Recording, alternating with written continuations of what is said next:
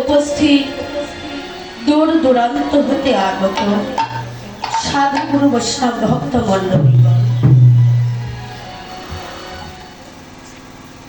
কৃষ্ণ ভক্ত গৌর ভক্ত বাবারা আমার, ভক্তিমতী মায়েরা আমার, আপনাদের সবার রাঙা রাতুল চরণে কীর্তন প্রারম্ভে কীর্তন জগতে সর্বকনিষ্ঠা ভৃত্য এই অধমা আশারানী দাসী সকল সহস্র কোটি প্রণাম।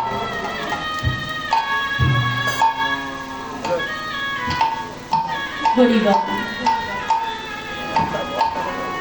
আজকের এই আসরে আপনারা যারা যারা উপস্থিত আছে, আপনারা সবাই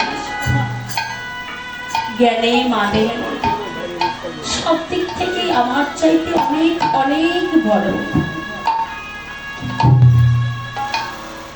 আপনারা সব দিক থেকে অনেক বড়। আপনারা সাধক বৈষ্ণব ভক্ত মণ্ডলী।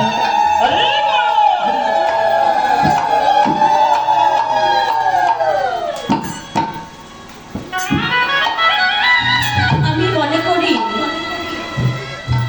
আমার মানব জীবনটা আমি সার্থক করতে পেরেছি। কিভাবে? এই যে আজকের এই দিনে আপনাদের মতো পরম প্রিয় বৈষ্ণবের যজ্ঞ চরণ ছায়ে এসে আমি দাঁড়াতে পেরেছি। যা কিছু পেলে মানুষের জীবনে আর কিছু চাওয়ার বাকি থাকে না। আমার জীবনে সবচাইতে অমূল্য ধন, অমূল্য রত্ন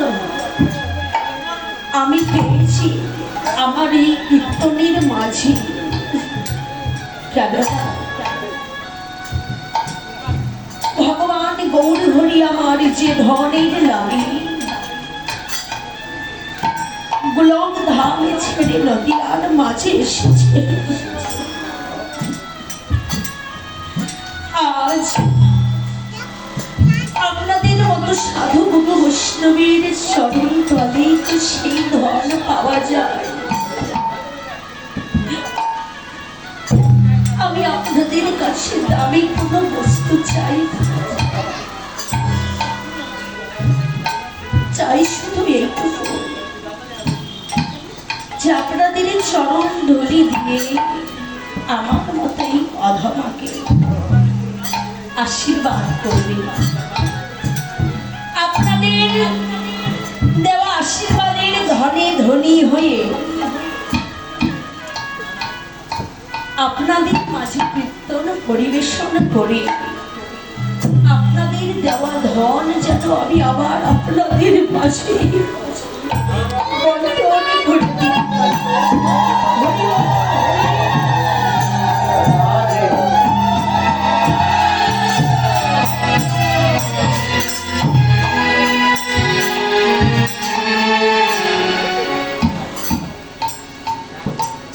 হরিবল। জয় রাধে।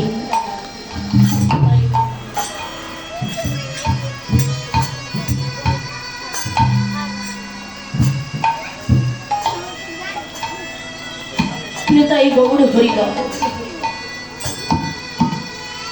আজ আমরা এই মুহূর্তে যে লীলাটি শ্রবণ করব বাবাজি, তা হচ্ছে আমার ভগবানের গমন গোষ্ঠ।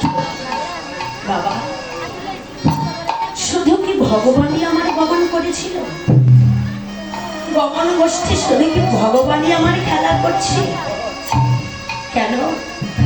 এই যে পৃথিবীর মঞ্চ, এখানে তো আমরাও একদিনে গমন করেছিলাম।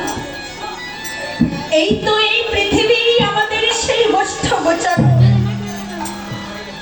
আমরাও এই গোষ্ঠ গোচারণে খেলা করতে এসেছি।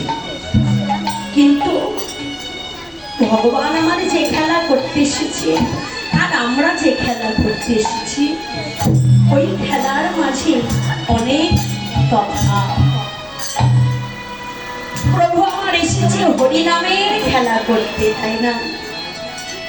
আর আমরা এসেছি কি এই মায়ার জগতে শুধু মায়ার খেলা খেলছি, তাই না? এই যে মায়ার খেলা, মায়ার জগৎ, মায়ার দিন, এই মায়ার খেলা যে আমাদের বেশি দিনের জন্মে নয়, ক্ষণিকের জন্ম। নিত্য বস্তুটাকে আমরা চিনতে পারছি না, অনিত্য বস্তু নিয়ে টানাটানি করছি। ভগবান আমার আজ সেই সোনার পুরী গোলক বৃন্দাবন ধাম ত্যাগ করে আজ আমাদের মতো অত্যাচারী ব্যভিচারী, আমাদের মতো কামাচারী ভিচারী, আমাদের মতো বেঈমান জীব, এই আমাদের মতো অত্যাচারী জীবকে উদ্ধার করবে বলে আজ গৌর আমার সেই নদিয়ার মাঝে এসে অবতীর্ণ হল। বাবা ভগবান আমার অবতীর্ণ হলেন কেন? তাই তো বললেন, ওরে যিনি ঈশ্বর পরম কৃষ্ণ,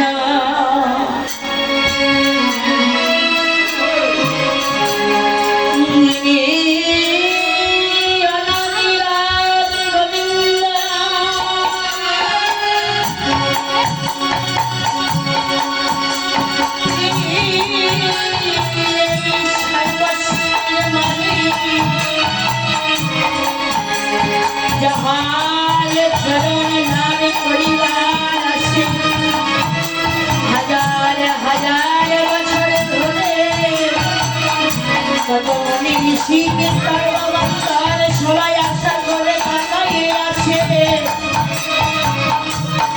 আমার ভগবানের চরণ লাভে করিতে পারে না।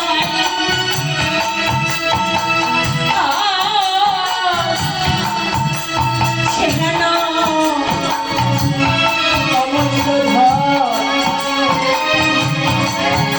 সেই বস্তু আমাদের মাঝে এসেছে,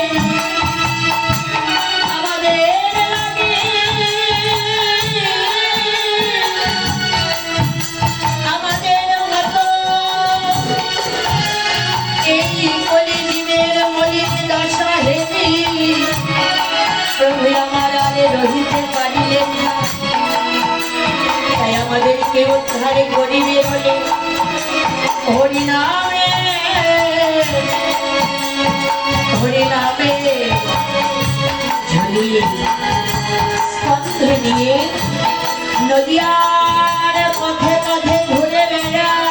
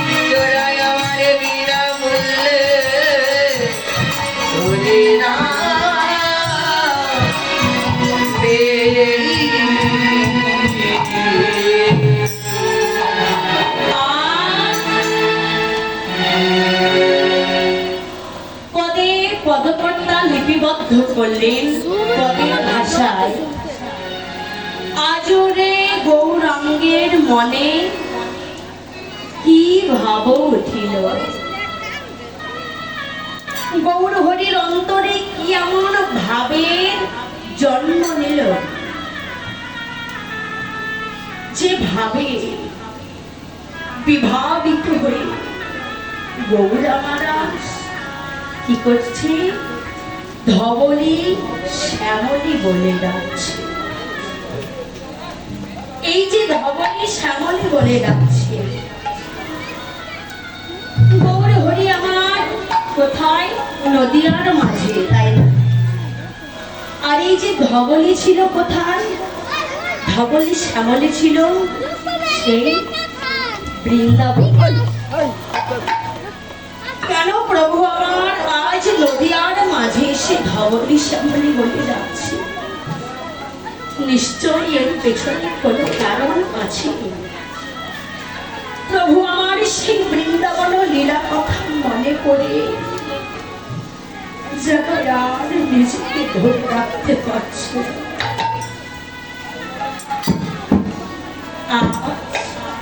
প্রভু আমার কি করিলে, যিনি অনাদির আদি গোবিন্দ, যার কোনো ধনের অভাব নেই, যার কোনো জলের অভাব নেই, আজ তিনি ওই সোনার পুরী গোলক বৃন্দাবন ধাম ত্যাগ করে এসেছে কেন? এই আমাদেরকে ভক্তদের উদ্ধার করবে বলে। কেননা সেছাড়া তো আমাদের উদ্ধারের কোনো পথ নেই।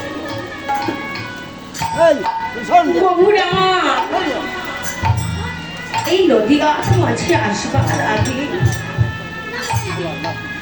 একদিন প্রভু ভেবেছিলেন যে এই জগৎ মাঝে তো কত হাজার হাজার ভক্ত আছে, যারা দুটি নয়ন জলে কেঁদে কেঁদে, দুটি নয়ন জলে মুখ ভাষায় আমার ডাকে, তারা কি পায়? অনেক ভক্ত আছে হরে কৃষ্ণ বলতে বলে ধুলাই লুটিয়ে পড়ে, আবার অনেকে ধুলাই গড়াগড়ি যায়।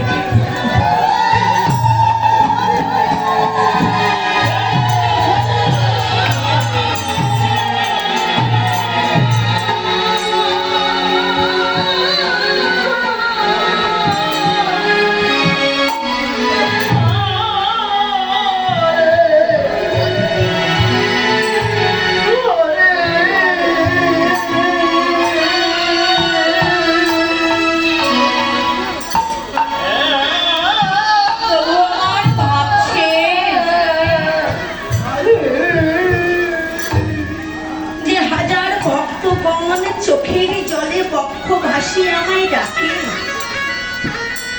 ওই ডাকের মাঝে কি এমন ভালোবাসা আছে, কি এমন অনুভব আছে, কি এমন অনুভূতি আছে, সেটা আমাকে বুঝতে হবে। তাই একদিন ভগবান শ্রীকৃষ্ণ আমার ললিতাকে ডেকেছিল, ললিতা, ও ললিতা, তুমি কি বলতে পারো যে জগতের বুকে কত ভক্ত আমায় নয়নে জলে কেঁদে কেঁদে ডাকে, আমি তো তাদের ডাকে সাড়া দেই না।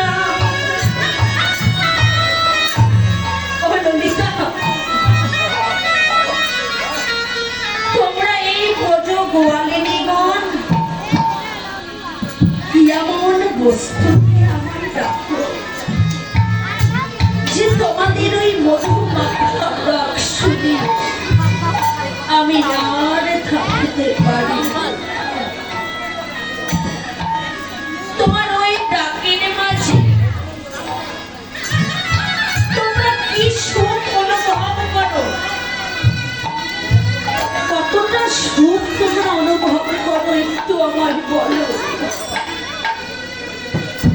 বলছি ভগবান, ভক্ত ভগবানকে ভালোবাসে, ভক্ত আল্লাহকে ভালোবাসে, ভক্ত গডকে ভালোবাসে, ঈশ্বরকে ভালোবাসে, একজন, তাই না? ভক্ত ভগবানকে দেখে মনে কত শান্তি পায়, কতখানি সুখ পায়, তাকে কখনো অপরজনকে বলে বোঝানো যায়? তা তো কোনো গতের জিনিস, কোনো ভূতির জিনিস। বলছে ভগবান, তোমার তো এটা অযৌক্তিক প্রশ্ন।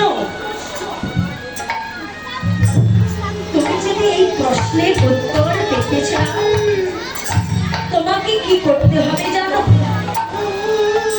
তুমি তো ভগবান, ভগবানত্ব নিয়ে থাকো। তুমি পারবে ওই ভগবানের ভগবানত্বকে ছেড়ে দিয়ে ওই রাজার রাজত্বকে ছেড়ে দিয়ে ওই রাজার রাজভূষণকে ত্যাগ করে একদিন কাঙাল হয়ে ওই ভক্তির মাঝে ভক্ত তুমি হতে পারবে বলো? সেদিন আমার ভগবান বলেছিল, ললিতা তুমি বলে দাও আমি ভগবান কেমন করে ভক্ত হব?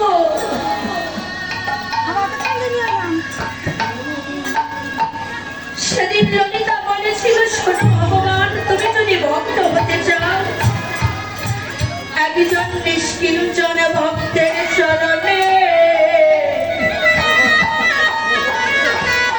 তোমাকে আশ্রয় নিতে হবে।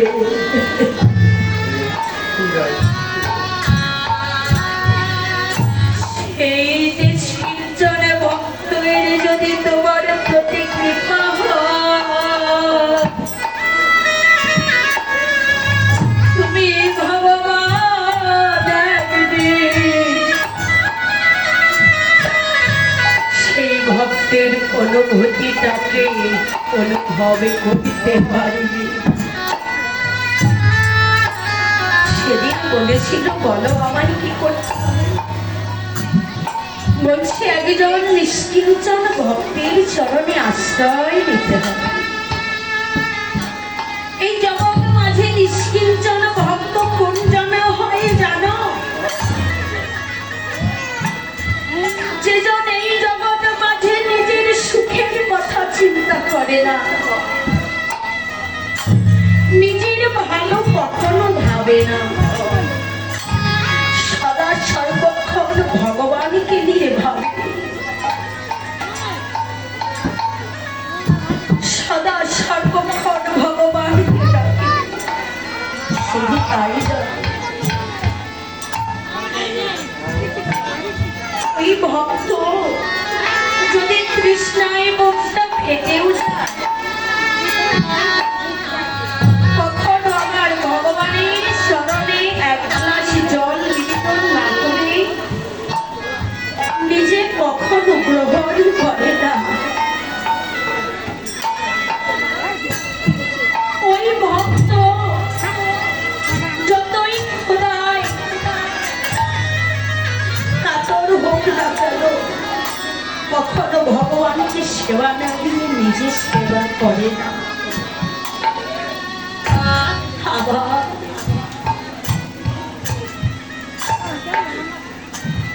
বাজার হতে ফল ক্রয় করে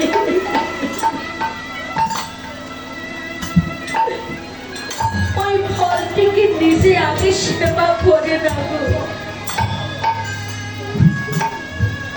ওই ফলটিকে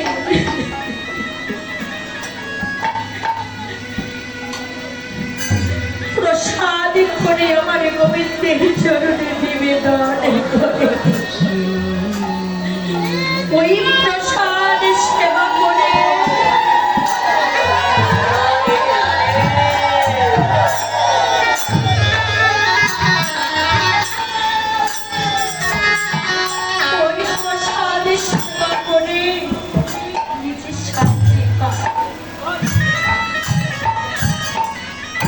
এই জগৎ মাঝে নিষ্কিঞ্চন ভক্ত হলো সে,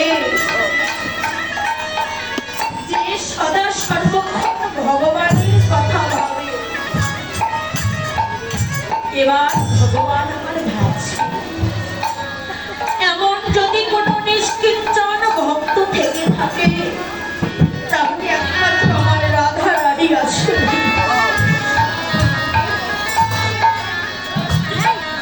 ভগবান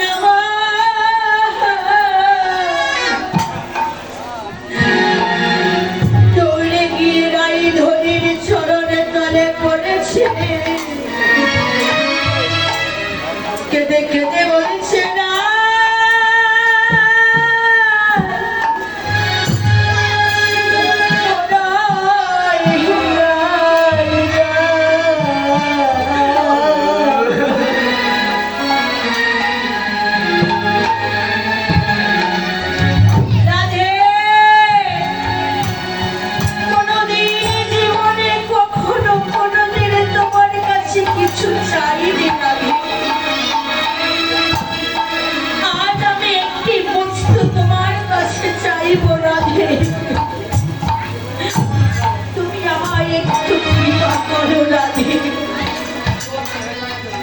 আমি ভগবান, আমি চতুর্বর্গ ফলের অধিকারী,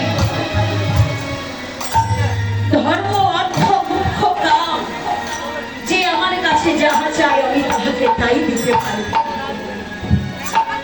কিন্তু কোন ভক্ত যদি আমার কাছে ভক্তি ধরনের ভিক্ষা চায় আমি যে তা দিতে পারি না। ওরাই ভক্তি ধনী অধিকারী কিন্তু তুমি, তোমার হতে কিঞ্চিত ভক্তি আমায় দান করো। রাধে গো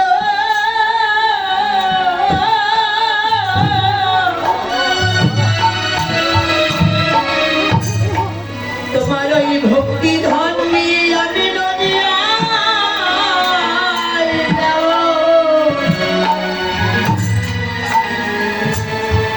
নদিয়ার মাঝে গিয়ে ভক্তের মাঝে আমি সেই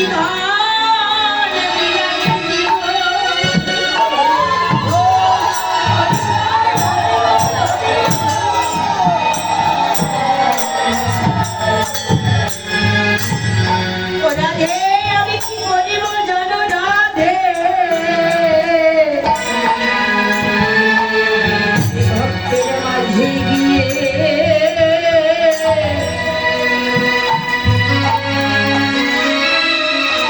ভক্তের চরণ ধুলা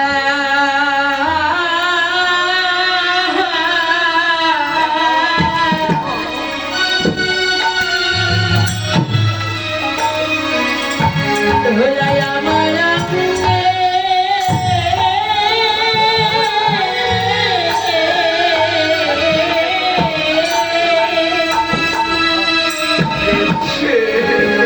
আমার অঙ্গে মাখিব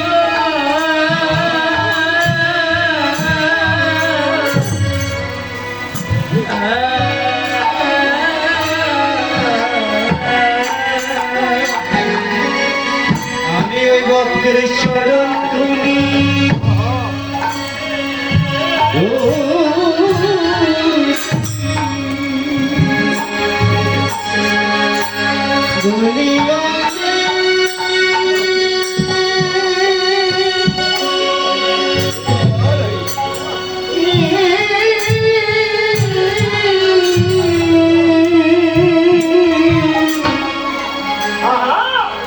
আমি অঙ্গে মাখিব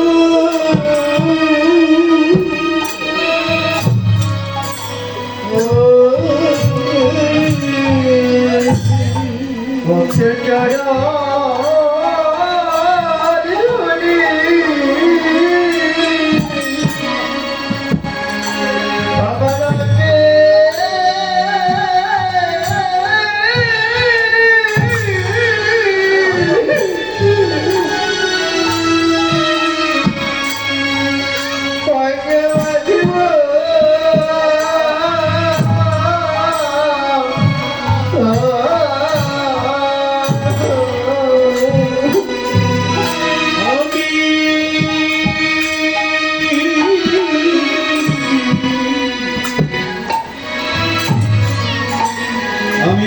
ভক্তের চরণ ধুলি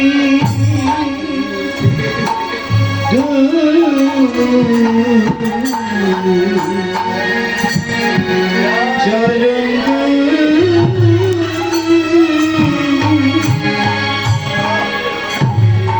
আমার অঙ্গে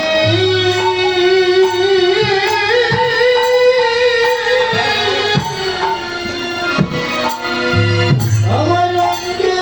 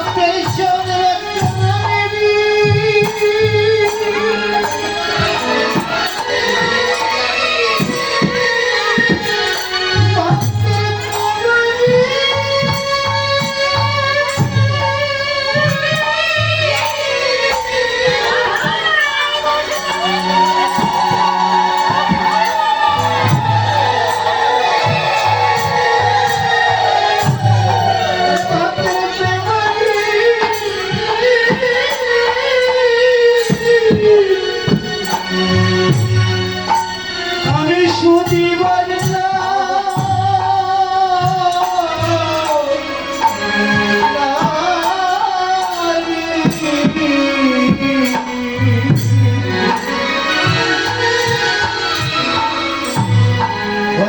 চরণ ধুলি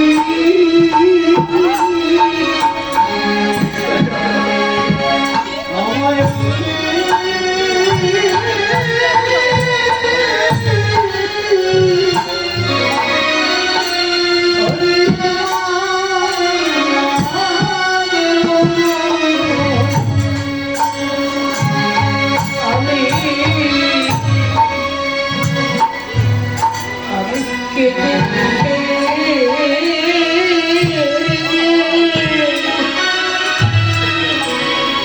কেঁদে কেঁদে বেড়া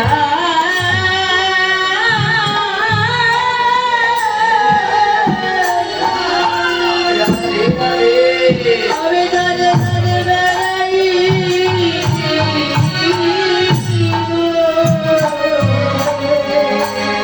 আমি